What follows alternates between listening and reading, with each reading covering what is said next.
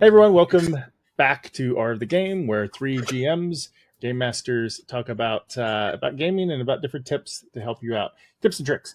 So Hey.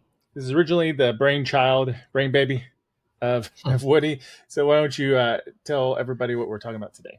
Yeah, so we were just chatting about show topics, and one of the ones that rose to the surface is the idea of how to handle monsters and encounters, making them threatening. Um, but there's that classic complaint of the bullet sponge kind of enemy, right? Where it's really just comes down to beating them up and um, giving the monsters or the enemies you're fighting more hit points isn't necessarily the answer. And this is something actually I think relevant for me because I'm currently writing a monster manual for my game, and I've been like entirely invested in this idea of like how do you make these monsters interesting and threatening in other ways. And you're not necessarily limited to the stat blocks that they come with. You can make changes. I've been doing that recently with some stuff too, um, and I think it's a valid topic to discuss. So I don't think I've ever used the straight up stat block of a monster that's over, let's say, challenge rating 10 or something like that, right? If it's over challenge rating 10, I'm always changing it because it's supposed to be something unique mhm. when you get that powerful. And, Well, and not that's fine, not every creature is going to be identical. I mean, right? two battlers next to each other aren't going to necessarily be identical. It The doesn't make sense. Battlelore is actually the last one I did it with. Actually, that Yeah, I think about it was, yeah, I just made him totally different. I made him more of a magic one, a magic guy yeah, than a beefy guy and stuff. yeah. Marks, you got a comment before I start talking over everyone. Yeah, I come from like different backgrounds. Like Monster of the Week, they have a different way how they treat monsters and part of the story for finding weaknesses and stuff. So we'll probably talk about that in a little bit. And then I also what I used to do a lot, and I still do in concept, um, is in D20. They used to have those templates. That's when they started doing those templates quite a bit, where you would have monster templates, and you can kind of reskin the different monsters with those templates, like an elemental thing or a whatever thing. Pathfinder Um, still has it. Yeah. yeah, I think Pathfinder has it too, and I always find that to be a really quick way, easily to totally change how a creature might be. So those are a I few things.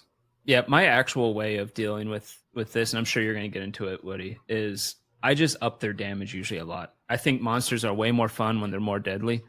Mhm. I don't usually decrease their hit points like some people do because with 5e nowadays, their challenge, whatever challenge rating it has, they're going to get through those hit points probably pretty fast. It depends on the group, but Well, I just up their damage a lot usually. well, the challenge rating system I've never been a fan of because it doesn't necessarily line up with the abilities of a party. Because No. something I've always said is like if you have a group of players, they're well drilled, they know their characters, they can work as a team, like they will overcome that. It doesn't matter how tough the monster is, they're going to find a way because they're supposed to, right? And so I think that the like a monster stat block, you know I think you need to change it up. I think but see, for me, like I'm in favor of making things more interesting and not necessarily going around just making the monsters do more damage or necessarily making them um like have more hit points, right? Like I I think a good monster design should have something interesting about it that creates that changes up the paradigm and changes the conditions. So like the players have don't necessarily have a straight up fight, right? And like and particularly I think this is important because there's always those members of your group that are going to get a hold of the monster manual. They're going to memorize every monster. They may not say it out loud, but they do. And that was like the classic problem is that like way back in the day everybody knew all the monsters, Yeah. for the for Dungeons and Dragons, right? And like with me running a Rifts group right now, I mean I've got more books than the rest of the players, and I've been knowing that these guys are heavy into this universe. I've definitely been like digging a little deeper on the Going monsters. more esoteric. Yes, and then taking them into locations where they're running into things they normally wouldn't have encountered. And I actually had one of those things like this last Saturday where I had to run a game, and just going off the stat blocks, the players were gonna bowl over these guys, and they still ended up winning. But it's like, you the thought I was kind of going with is like if you have this devil character who's kind of a spellcaster, right? They doing their Doctor Strange stuff, and they've got a list of spells they have, a list of the spells they have, but it doesn't necessarily make sense that they wouldn't have other spellcasting abilities. And knowing what they were about to go up against with this high level party, and the potential that those guys were going to be bringing in advanced technology from a sci-fi universe into a fantasy universe, like there has to be something to kind of level the playing field.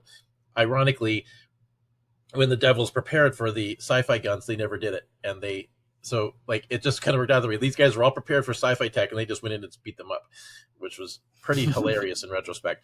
But yeah, so you can change it, you can modify, and don't like it doesn't have to be stock, because like the players need to be surprised, and not every creature they encounter is going to be identical to every other creature. It doesn't make sense that they would be. Yeah, I think we just talked about this before. I think you're the one who said make it more like The Witcher, where they're actually just vulnerable against like one thing, and you have to figure that thing out. I think that the 5e at least definitely has that problem where it's just like just get a magic weapon and everything's fine, because that bypasses all resistance anyways, and it's just kind of it's really dumb. I wish they would. I remember I think it's a shadow in 5e. It actually shadow. is a chateau. It Greg, is. you leave me hanging here. Not Greg, sorry. Mark, you leave me hanging. Yeah, only the shadow knows. No, from the gamers. Somebody says the shadow, another person says the shadow, another person. Oh, yeah, okay, yeah. Okay, yeah, okay. Yeah. Shadow. All right, sorry, the shadow. I'm not a nerd, but like the says the guy with all the little toys back there. But yeah, I like the shadow because it actually takes half damage from, I think, just about like all physical attacks, and it doesn't say from magic. It's just straight up all physical attacks. Yeah. And I think a lot of monsters should be like that. Maybe some could be all elemental or something like that, and just make them more resistant. Make you, if you have to figure something out. The one thing I like about DC20 is they have an analyze feature. You can use your investigation or something like that. I forget, to always to spend one of your action points to analyze a creature, and if you do it and you're successful, you get some information about that creature while you're fighting it. And think how useful that could be if you actually make your monsters more resistant or more vulnerable to things, right? Yeah. People are actually start doing that a lot more, I think, which is good, but because it's unique. Well, the thing I've been doing is like, since I've got this monster manual project going on, like a lot of it is basically coming out because one of my artist friends that I work with, Alex, he'll just drop off like a stack of art and just walk away, and I'm like, what do I do with this shit? But it just he's not that it's like shit, but it's just kind of like this massive dump of stuff, and most of it's just scribblings, and every once in a while there's something that's like, ooh, look at this, right? But like I've been looking at these creatures he draws, and it's like, well, what do I do with it? And I'm trying to like make every creature interesting, but kind of based on the art. And one of the ideas, he had this picture like a frog, and it shows it all puffed up like it's about to ribbit. Like, okay, well, this is interesting. And all I could think of was the cops from 7 Days to Die, where they've got them vomiting as like puke everywhere. And so we basically, I had him draw this frog thing puffing up and then vomiting everyone and everything. And the idea was that it basically vomits hallucinogenic bile slime. So oh, gross. But man, yeah. Yes, it is gross, but what ends up happening is it induces extreme paranoia. Oh, okay. So this creature would vomit on one of your allies, and then they immediately see every other ally around them as a threat. So suddenly that's the encounter, and it just sits there and watches and waits for something to die so he can eat it. And that's its defense mechanism. So I thought that was interesting, like, because like, we're talking about like how to make a monster encounter different. That's one way. You got a monster that, sure, you can kill it, but that's not the point. It's already done what it's going to do. Yeah. Like that's the kind of stuff that I like with monster design, where it's not straightforward on what the encounter is. And you can only get away with that once. Then they're going to know better. They'll just kill every one of these things they encounter. But it's like, you can, stuff like that I really like in designing threats. Mm-hmm. There was something I liked in Pathfinder, the computer game, which is actually a pretty good computer game, by the way, Pathfinder Kingmaker. But it's there was a monster that kept destroying me. I couldn't figure it out. I couldn't really damage it. And finally, it moves extremely slow, right? You can always just run away from it, I guess. But of course, you're a gamer. You don't want to do that. You want to kill it. And so I found out it had like 1 dexterity, and I just ability drained it by 1 dexterity and it died. So just paralyzed. Cool. So that's all it took, huh? Yeah. So Yeah. it's, I don't know, maybe in my games I should bring back some of the Pathfinder stuff where they used to be like, damage reduction unless you have adamantine, or they have like fire resistance 10. So it didn't take half damage. It just took off 10 from the number you do, right? Mhm. Because there's something different about that. When you go up to something, it's like, it didn't seem to hurt as much as you thought it would. Okay, that's the thing you've heard from every DM, right? Yeah. But what if you just heard, you went up to it, you whacked it, it did nothing. Or you went up and whacked it, and it left a little scratch or something like that, right? Yeah. I think that has a different impact when it actually reduces damage too. The But I don't know. Or when you chop its arm off and arm regrows. Yeah. Like, oh. See, the thing with that though, that you have to be careful with is that, because I've got a couple of Pathfinder bestiaries up here that I've been using, and I love the creativity and the exoticness of the monster designs, and I was using them because we were doing the Orville, and I had another side game with the other guys that were sad that they weren't on the live stream show, and and so I was running them, and I was just grabbing random monsters out of the Pathfinder books. They look like aliens, but you got to be careful of that too, because like the Pathfinder game, everything gets really big, in terms of stats and stuff, and you really have to, like the conversions back and forth. Yeah, you have to know your game when you're converting in. The scaling in Pathfinder is very funny. Yeah, it is.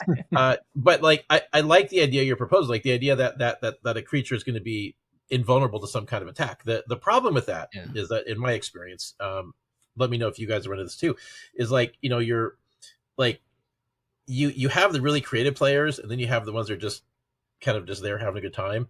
And sometimes when they run across a threat like that is resistant to a certain kind of attack, these guys are so over specialized that they don't quite catch on to what's happening, right? Like, yes, it's impervious to slashing damage, but you can impale it, right?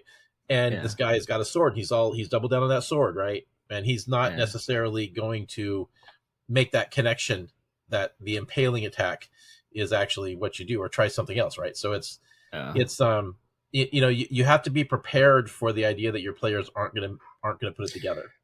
Well, and I think if you run into that, unless their character is supposed to be really kind of naive or something, like he plays them that way, then I would say that's where you kind of take over when it's obvious the player's not gonna figure out, and the character kind of starts to go, your character's starting to think this, because they're from that world, so they're gonna catch on a little quicker than somebody. That some monsters, yeah. Well, I mean, like you can make some of those suggestions, because there are characters that would have this knowledge, and you do have to think with that too, right? Like they're and then, like, in Palladium they have like one of the skills, Demon of Monster Lore. Like, a lot of players will take this skill, and you can roll that in the middle of the fight, where and they will, hopefully you've got good players are like, noticing that something's not quite right, but like, I've had so many cases where a fight just went on forever because they never caught on to the fact that they just had to change it up. It reminds me, as I've been running Curse of Strahd for some family members, some kids or younger individuals, and this is their first D&D game and stuff, and Curse of Strahd's like a sandbox game, right? And so it could vary on what you run into, and they end up running into these. They were like the characters were level 3, I think, at the time, and they ran into like 6 vampire spawn, and none of them had magic weapons. They had a paladin at least, and they didn't know how to fight vampires. They were real gung-ho at first, and I made it very clear that whenever they would do damage to them, those wounds were healing really fast. Yeah. And they finally were like, set the room on fire, shut it down, and run. So good on them. They've had to run a few times in Curse of Strahd, but they're getting tougher now. Animated Spellbook has this fun video where they were talking about, I think it was Curse of Strahd they were doing, but everybody was playing a wizard. And so the joke was rough in the beginning. Oof. Yeah, well, they said that every fight ended the same way, and it showed like, total destruction and fire burning everywhere. And so they were all using this bonfire spell in every encounter.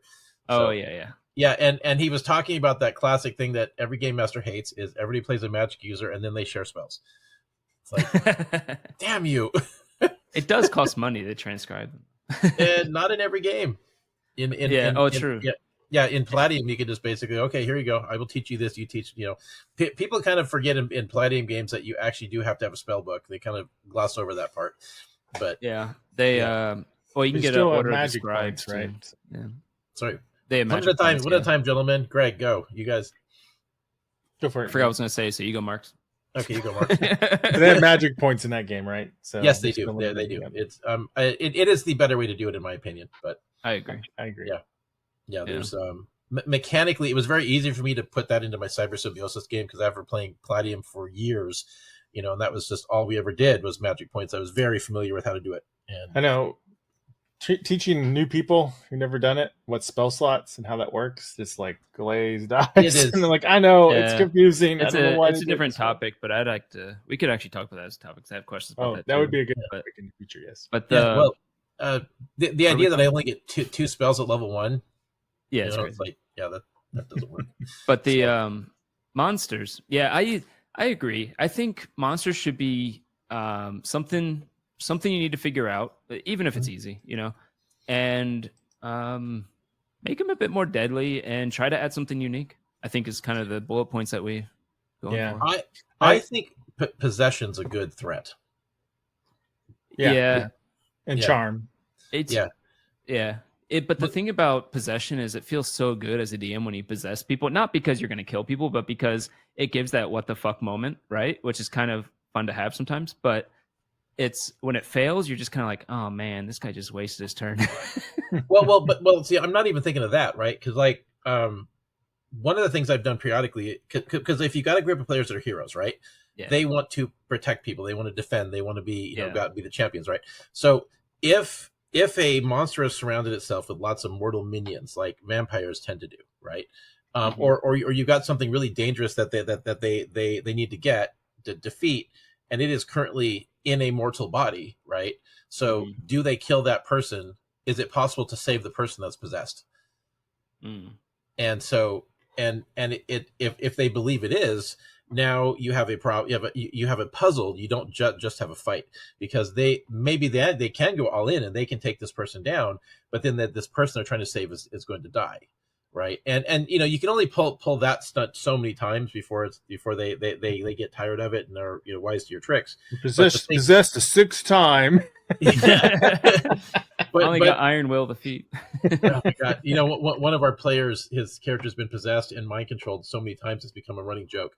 But the thing is, though, is that like when they have to, because like if you can tie the encounter into something the players want to have or want to defend, and killing the monster is an obstacle to that goal, you now have a challenge that is actually going to keep them fairly engaged as a puzzle solving exercise as well as a battle. And yeah, they could easily win, but then we lose if we win, Mhm. if we kill this thing, right? Like, I mean, I'm looking at it right now, but one of the monsters I came up with was just something that my wife and I kind of brainstormed while driving down the road in a car. It wasn't even based on any artwork on this one, but it's like there's like an astral entity that will possess people, and it's basically running around like sucking the heat out of everything and freezing stuff, and it's like eventually it will kill the person who's who it's taking over.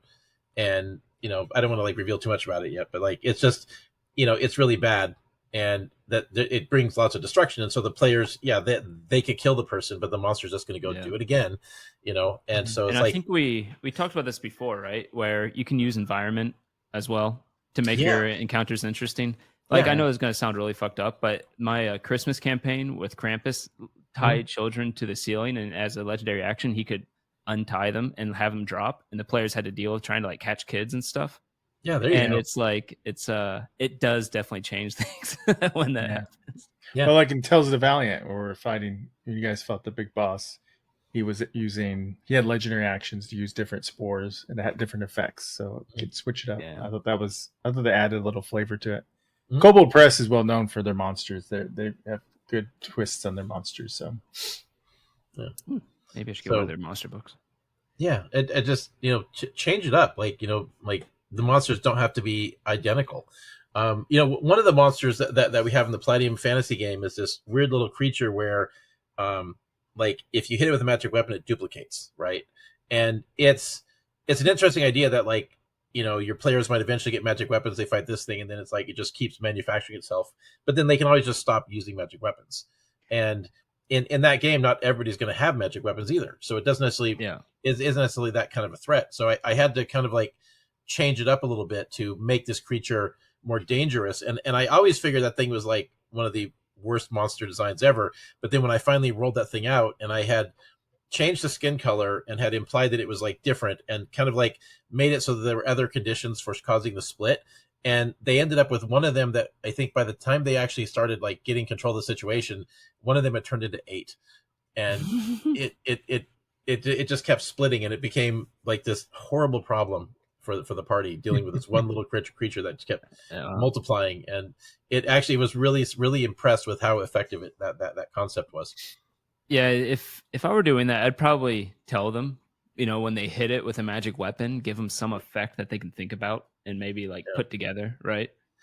But, well, I think the problem was that it was really aggressive and it wasn't entirely obvious at first, and they thought that they could deal with it and just keep beating on these things, and eventually it's something that's like I've seen a pattern with your players. Yeah, exactly. It went We're just not hitting it hard enough. Do it again. Well, and it literally went from like, okay, we can handle this, to suddenly like, oh shit, and then yeah. So hey, I think we got an episode here. We're at the 20-minute mark, Marks. I think so. Yeah. Yep. So basically, like reskin them. Different abilities and stuff. Use environmental effects to make it more interesting, and give me unique abilities. Well, that's the thing, is you can change it up. Like keep your players guessing, and try to like find an interesting twist on a combat encounter. I think it's so easy sometimes in D&D, especially, to be like, oh, there's another monster, fight, whatever. But like when you watch a fantasy movie or a TV show or something, there's usually a story behind that monster, and it can like think of whenever they fought the dragon and the Hobbit and stuff, they had to hit a specific spot in scales to be able to hurt it and stuff. Those are epic stories. So don't be afraid to make monsters a bit more interesting and vulnerable to certain things. I know 5e likes to make everything killable by everything, but just don't be afraid to like make it actually have some serious resistances for something. And if you do that, make sure you throw clues at them so they always give clues for it. They figure for sure. Yeah. All right, sounds good. All right, well, everybody, if you enjoy this episode, definitely subscribe so you can catch more. We have lots of different shows on the channel, and also leave us a comment. Tell us what you think, what you've done with monsters, and to mix them up. So, and we'll answer any questions you have, and we'll chat and make it a conversation. All right, well, thanks a lot, everybody, and until next time, roll the theme song. Ciao. Roll those credits. Beautiful bean footage. Oh. When the dice roll